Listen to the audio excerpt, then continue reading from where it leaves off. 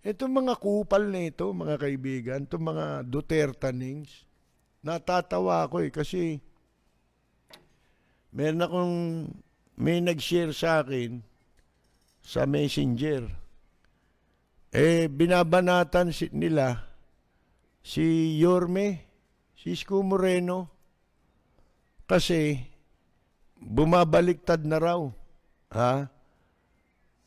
Palibasa, gago mga tanga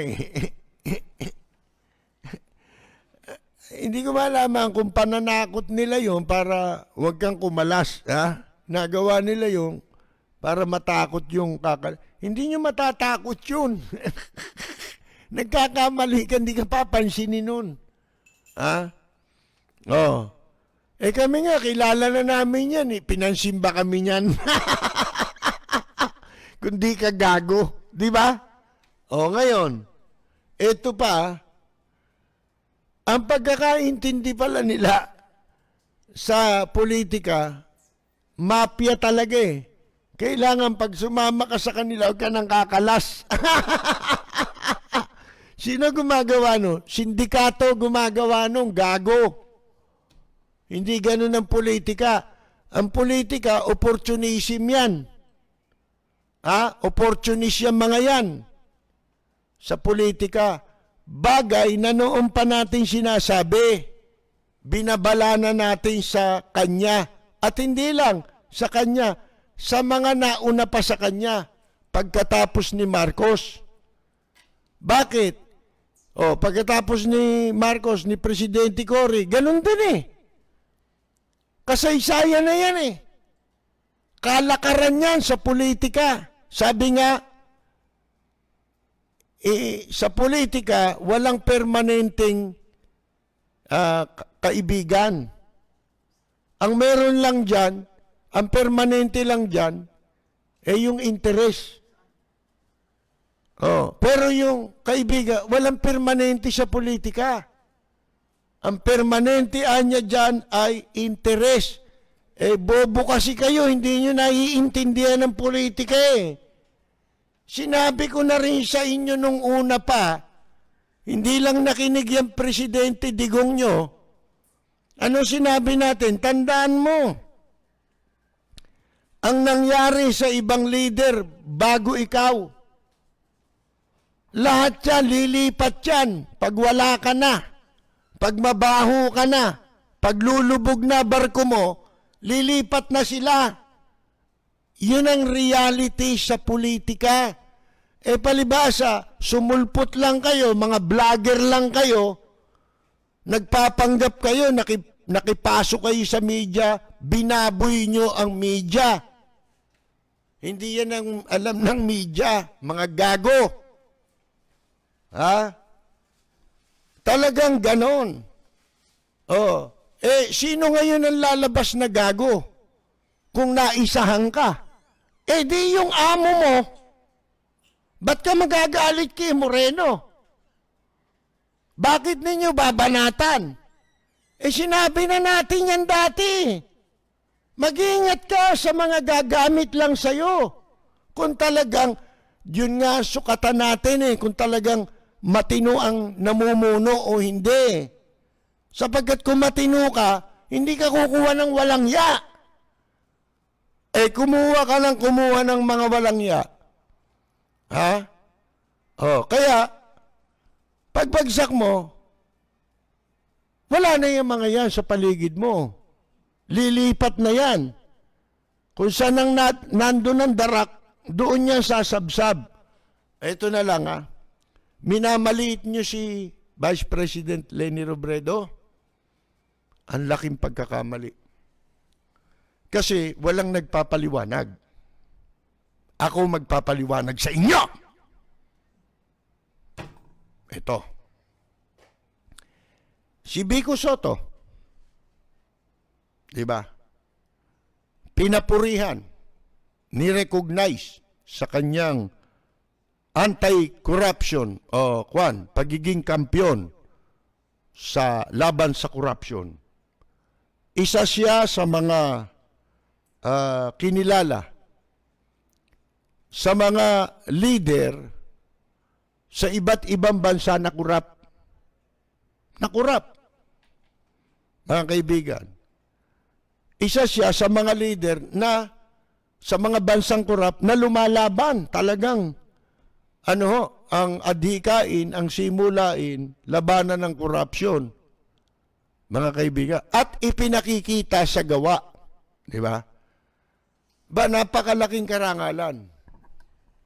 Ultimo yung tsuhin niyang Tolonges, di ba? Ginagamit siya ngayon para mawisi ka ng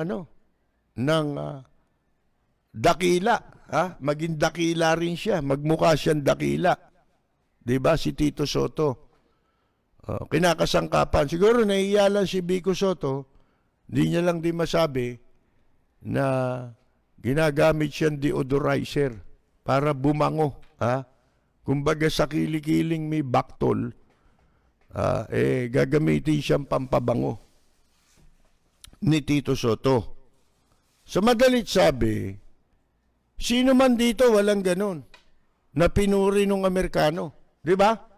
Ng State Department. Walang ganon. State Department ito, Hindi ito yung mga organisasyon na pwede mo pang manipulahin, yung State Department, government, yan, institution yan, Yung gobyerno mismo yan ng Amerika, Mga kaibigan, Bakit? Ano kaugnayan ito kay Vice President Leni Robredo? Bakit? Sino ba ang presidente sa palagay ninyo ang susuportahan ni Vico Soto? At pag si Vico Soto kumampanya na para kay Vice President Leni Robredo, malaking bagay yun, mga kaibigan. Sapagkat si Vico Soto ay may kredibilidad. Yun ang sinasabi natin. Katulad ninyo sa bakuna, walang tiwala ang tao dyan. Hindi nyo makukumbinsing mahimok sila na magbago ng paniwala at paniwalaan kayo. Bakit? Sapagkat ang nagsasabi sa inyo, na magpabakuna ang tao niyang Sinovac na yan, puro wala ring kredibilidad. Yun. Sinasabi natin na hindi na pinapahalagahan ngayon. Pero darating ang oras, makita ninyo, si Vico Soto, ikakampanya niya sa nakikita ko ay si Vice President Leni Robredo. At pag kinampanya niyan, mga kaibigan, tapos na ang boxing. Isa pa lang yan sa mga may kredibilidad, mga kaibigan. Nakita ninyo? Yan ang hindi kayang sabihin niyang mga yan. Kasi mga bobo yan Yung mga taga-bully ng administrasyon sa Facebook, nagpuprograma pa yung iba sa radyo. Kakadiri. Nakakadiri minsan Sipin mo, inihahalo mo sa mga nagsunog ng kilay sa broadcasting. Nakakaya kasi mga tarantado yung mga publisher. Bibigyan ng kolum, Mocha Uson. Philippine Star.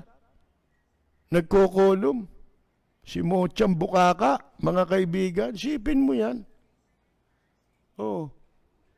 Hindi ba binababoy kayo ng bababoy sa media profession? Yun sinasabi natin, kailangan mo ng credibility. Wala na kayo nun Wala nang nagtitiwala sa inyo. Inaantay na lang matapos ang termino ninyo para magkaalaman na. Di ba? Nagtitimpi na lang ang tao. Total, natiis na Di ba? Natiis na. Ito, sandali na lang Sandali na lang ang titiisin. Mga kaibigan. At sabi ko nga huwag natin masyadong maliitin ang mga tao ngayon. Yan maingay. Yung sa social media, di ba nawala na ingay? Konti na lang yung troll. Oh. Ito yung mga talsik lang ito eh. Yung troll, mga trabaho nila talaga yun. Di ba? Ayan, meron na namang nabuko. Siguro bukas na natin sasabihin yun, yung mga influencer sa social media. Limbawa, kamukha nung mga showbiz personalities, yung mga celebrity, kahit hindi masyadong sikat, pero sa social media, sikat sila. Di ba? Binayaran pala yan para magamit sa pagpapalaganap ng fake news. Oh, mga kaibigan, yan ang lalaki ng binabayad sa kanila. Kinakatwiran niya, hindi raw nila alam na nagamit sila nun. Oh, mga kaibigan, pinasara ng Facebook yung kumpanya na yun na gumamit sa kanila, na ginagamit nitong mga nagpapalaganap ng fake news, kasama si Mocha Uson, mga kaibigan. Oh, sipin ninyo yan. Itong mga artista, kasi kaya sila gumagamit ng influencer, ng mga celebrity, sapagkat wala silang kredibilidad kung sila lang Di ba? Hindi iisipin ng tao na nanloloko ito, nagpapalaganap ng fake news. Di ba? Kaya maraming nalilinlang. Akala totoo. Hindi pala totoo. Yan, nabuko ngayon. Bukas na natin siguro mababasa yan, mga kaibigan. Di ba? Kasi kung ano yung nakikita parang nung panahon ni Hitler, di ba? Ang katwiran nila, ang pilosopya nila, pag ang kasinungalingan, paulit-ulit mong sinasabi, nagiging totoo o nagmumukhang totoo. Ganun na nangyari dito sa atin. Nagmukhang totoo sa mata ng iba yung fake news. Naging mangmang tuloy. Hindi naman, yung iba, hindi naman kasali doon sa binabayaran, natatangay sila. Nagkakaroon ng bandwagon effect. Kasi, tanga sila natangay sila. Na hanggang ngayon, yung ilan na lang na yan na natitira, mga ano pa mga nasa denial stage. Hindi matanggap ang katotohanan na wala na ho.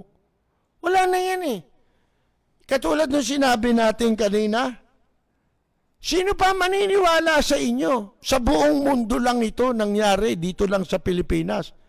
Ni face mask walang naipamigay. Yung mga pinatupad na regulasyon, hindi sinunod. Mga bangko, hindi sumunod Meralco, hindi sumunod. Mga landlord, hindi sumunod. Mga kaibigan, at lalong dito lamang nangyari sa Pilipinas.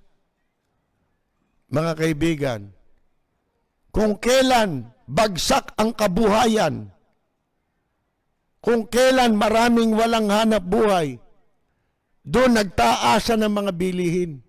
Dito lang yan. Sige nga, maghanap kayo ng bansa na may ganyan. Naubusan ng baboy. Mga kaibigan, walang mabiling baboy. Nasa Malacanang Mga kaibigan, mahal ang gasolina, nagtaasan. Ano pa mga paliwanag Ang mga bilihin, pagkain, mahal. Saan ka nakakita ng bansang ganyan? Di ba? Sira ulo ka na lang pag naniwala ka pa.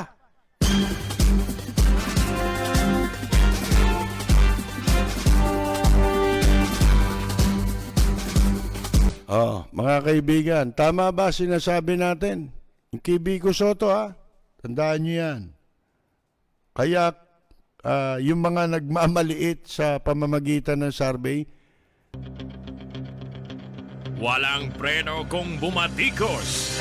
Malalim at makatwirang komentaryo. Mag-ingat ang mga politikong gumagawa ng kalokohan at baka kayo ay tamaan ng Lapid Fire!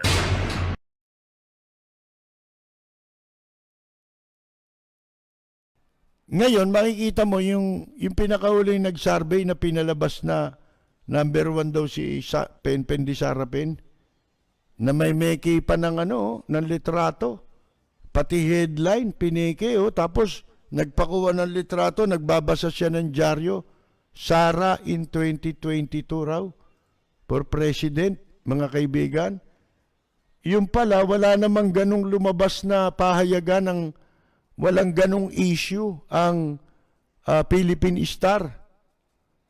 Ha? Binura nila, kinuha nila, ano tawag mo ron? Ha? Niritoke nila. Ha? Yung pala, lumabas nung bago mag-2019 election. Ang akala ng mga buhong na sip-sip buto sa kanila, tatakbo si Penpen di Sarapin sa Congress para maging speaker. Ha? Mga kaibigan, noong 2019, yung headline na yon ang kanilang ginamit dito sa pagtatakbo raw presidente. Ngayon, napag-uusapan na rin lang yan. Yung imprenta, yung Benjas, di ba? Yung imprentang yan, dito pala yan sa Pasay City, sa Libertad. Matagal na yan dyan. At gaya ng nasabi natin nung pahapyaw, nung nakaraang broadcast natin, Biyernes yata yun, nabanggit natin na, siyempre, makakakuha ng pabor yan. Yun pala, yan ang nag-iimprenta ng maraming mga pinagkakakitaan ngayon na requirements. Lalo na sa pulis. Ha? Yan ang imprenta na nag-iimprenta. Kaya, siyempre, maepal ito Gustong magpayaman talaga sa gobyerno. Yan palang Benjas na yan, kumandidato rin na party list yan, talo. Ang ginamit niyan yung Reform the Armed Forces Movement party list. Mga kaibigan, talo. At eto natatandaan ko nung ilang taon lang ito nung mag-assume si Albayalde na hepe ng PNP. Bago siya mag-assume, meron kaming malimit na dinadaanan noon ni Peter yung kasama natin, para mag-unwind. Inom kami ng tigatlong bote ng beer bago umuwi para masarap ang mahimbing ang tulog. Alam nyo na, puya tayo, di ba? Punta kami nila Peter doon. Gabi-gabi yun. Isang gabi, nandun kami, dumating kami, may mga tao doon sa parang VIP room. Kasi tanaw mo hindi naman sarado yung meron salamin Ando doon si Albayalde. Katatalaga pa lang sa kanya bilang PNP chief. Itong bar na ito, nandiyan sa Ross Boulevard. Malapit sa kanto ng yung kanto ng Antipolo. Malapit sa Buendia. Tsaka Ross Boulevard yan. Yung bar pala na yun, na may-ari itong damuhong ito. Yung may-ari ng imprenta. Ngayon, nakita namin, lumabas si Albayalde, pauwi na. Tapos na yung party nila, naglabasan na. Nag-selfie pa kami ni Peter kasama si Albayalde Mga kaibigan, sa akin pa yung nakita ko nung isang araw na-selfie namin si Albayalde. Ang may-ari pala niyan ay yung nag-iimprenta niyang mga tarpaulin na yan na nagpapakalat. Siyempre, gustong makakuha ng kontrata yan. Siguro, nakakapangontrata ngayon yan sa Davao, di ba? Oh, ngayon, eto. Merong mga lugar na sakote niya yung yung kontrata.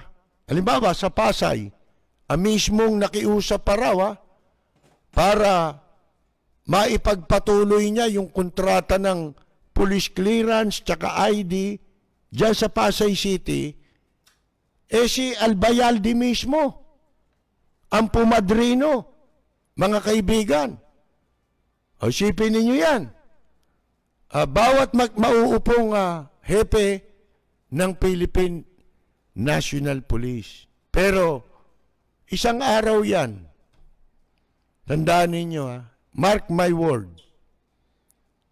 Malaking iskandalo ang mangyayari at lalabas tungkol dyan sa Benjas na yan kung sino yan. Alam ba ninyo na karamihan sa establishment dyan, magmula dyan sa may Buendia na yan, papunta kayo ng Baclaran, Pasay yan sa Pasay area, marami diyang establishment na yan ang nagpapatakbo. Pero walang nakakaalam, lalo na karaniwang publiko. Ito dapat maimbestigahan ng malaliman. Sino itong Benjas na ito bukod sa mga kontratang nakukuha niya sa pag-imprenta ng mga police clearance, mga ID, ang dami mga kaibigan. Ang laking kwarta. At hindi pa yan. Meron pang dapat makalkal na mas malalim pa dyan, mga kaibigan. Alam ba ninyo na ang tunay na nagmamay-ari, kilala ba ninyo kung sino ang tunay na nagmamay-ari ng mga property na yan sa Rojas Boulevard? Na itong damuhong ito, ang karamihan dyan ay nagpapatakbo. Ayan na po, mga kaibigan. Abangan ninyo yan.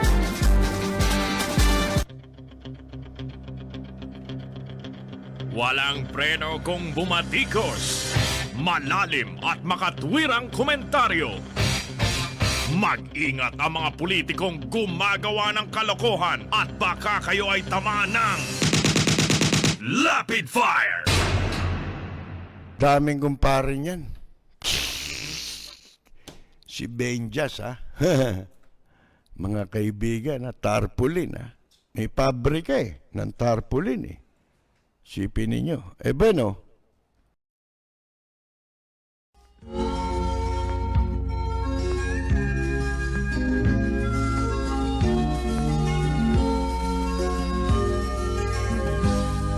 sa bayan ko ay isa ang dahil dito'y wala ang pagkukunwari.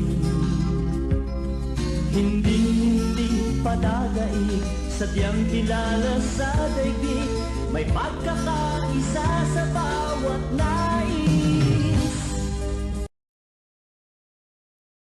magandang yumaga! Wilson Cheng!